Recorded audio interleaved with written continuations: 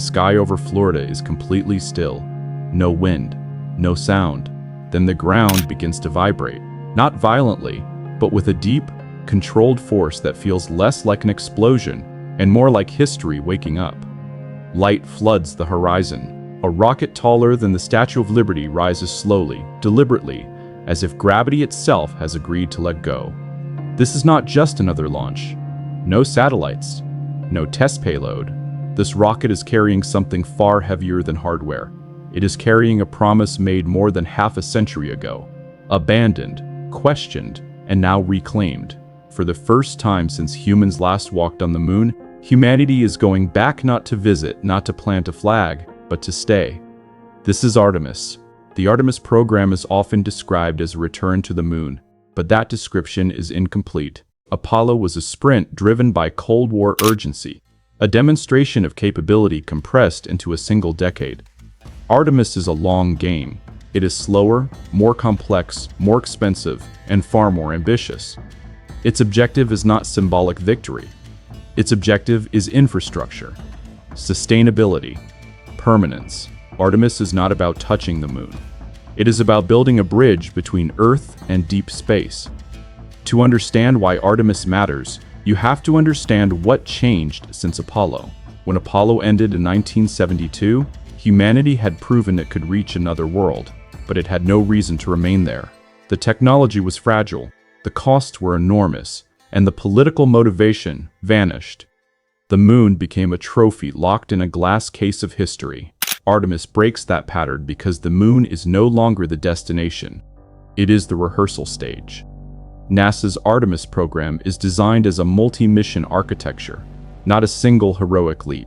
Artemis, I tested the system without astronauts, sending the Orion spacecraft around the moon to validate heat shields, navigation, and deep space endurance. Artemis II will carry humans around the moon not to land, but to prove that crews can survive and operate in lunar space. Artemis III will land astronauts on the lunar surface, targeting the moon's south pole, an area Apollo never reached.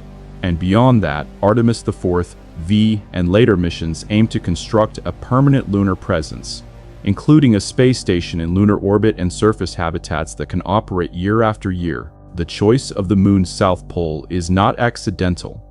Unlike the equatorial landing sites of Apollo, the south pole contains permanently shadowed craters where sunlight never reaches. Inside those shadows lies water, ice frozen, ancient, and incredibly valuable. Water is not just for drinking. It can be split into oxygen for breathing and hydrogen for rocket fuel. That single fact transforms the moon from a barren rock into a logistical hub. Artemis is built on the idea that future space missions should not carry everything from Earth. They should harvest what already exists. At the center of Artemis is the Space Launch System, or SLS, the most powerful rocket ever built. It produces more thrust at liftoff than Saturn V. Using a core stage derived from space shuttle technology and solid rocket boosters that burn with controlled fury for over 2 minutes. But raw power is only one piece of the equation. Sitting on top of SLS is Orion, a spacecraft designed for deep space, not low Earth orbit. Orion is built to survive radiation, extreme temperatures, and the brittle physics of re-entry at speeds far higher than missions returning from the International Space Station. Yet Artemis is not just NASA's program. It is a global framework. The European Space Agency provides Orion's service module, supplying propulsion, power, and life support. Japan contributes logistics and future surface systems. Canada provides advanced robotics. This international structure reflects a shift in how space exploration is done. No single nation is expected to carry the burden alone. The moon becomes shared ground, governed by agreements rather than claims.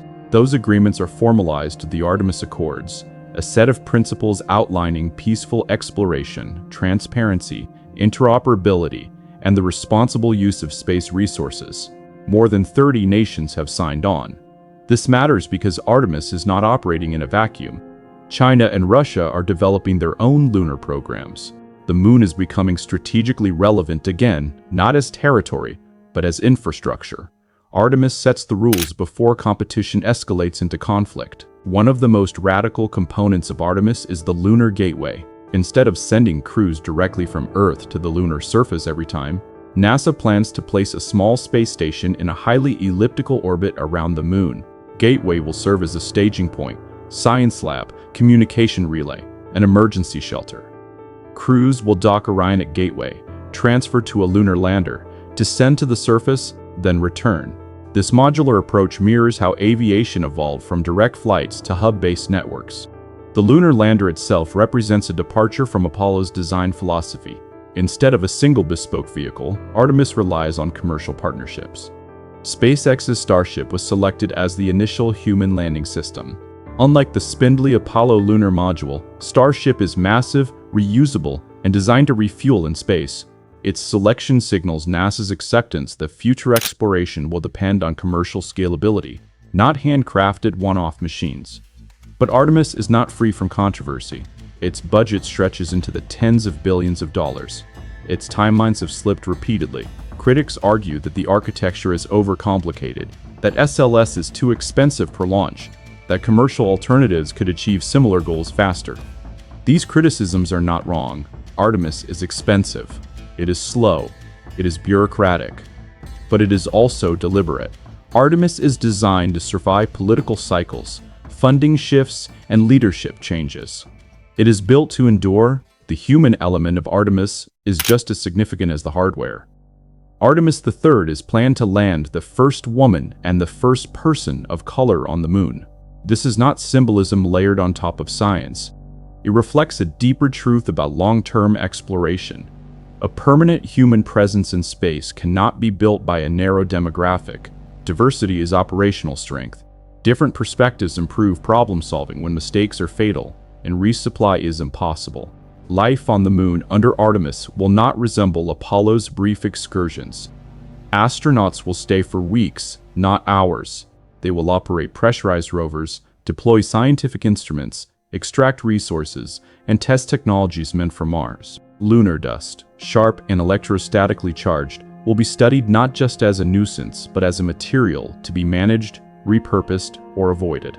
Every task performed on the Moon is a simulation for something farther away. That something is Mars.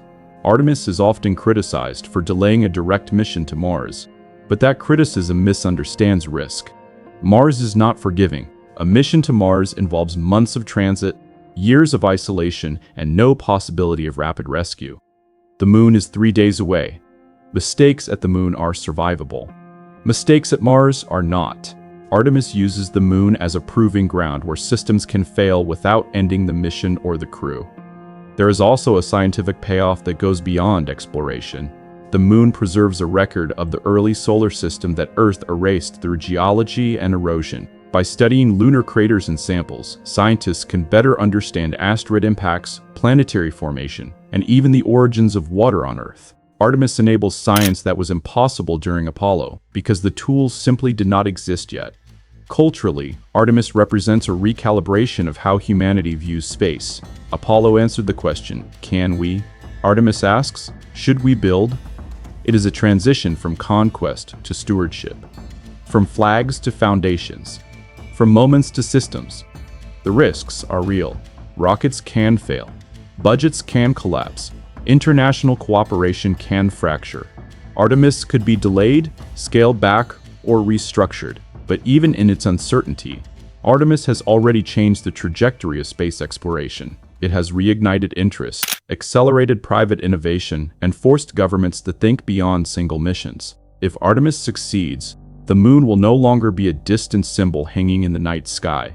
It will be a place with supply chains, schedules, and human presence.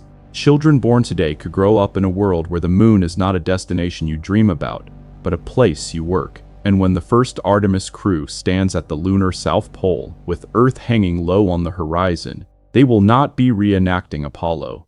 They will be opening a door that has never existed before. Not a door to the Moon, but a door beyond it. Because Artemis is not the end of a journey. It is the beginning of a civilization learning how to leave home and knowing how to come back.